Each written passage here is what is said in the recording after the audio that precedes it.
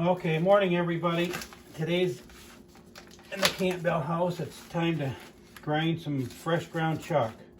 We started grinding. We bought a little meat grinder about 3 years ago, and I was a meat cutter for a lot of years, and I just love fresh ground chuck. So we bought some today. They had some on. Usually I get a nice center cut chuck roast, but today the bottom round roasts were on sale for half price, and so I decided to get that. So I'm going to show you. It's pretty easy, really. My Nicole, my daughter, she has a little tiny grinder that just goes on her mixer, and her KitchenAid mixer, and she grinds her own burger on that, and it works fine. You just got to order the attachment. And what I do first here is I just like to cut them in small strips. And after grinding hamburger for 20 years, even in the meat department at Kroger's, if the meat was not had a good chill on it, it would gum up the grinder. So what I do is I put it in small strips, and this is what Nicole does too, and maybe 1/2 inch, 3/4. So once it goes through the grinder, it doesn't plug it up.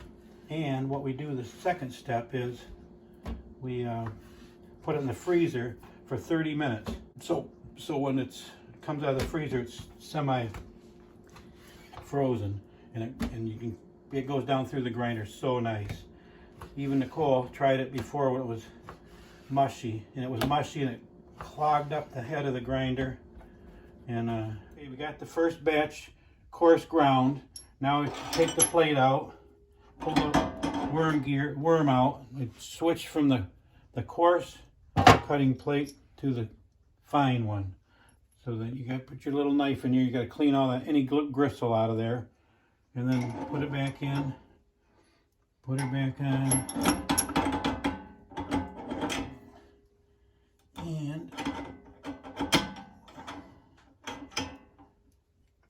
snug it up.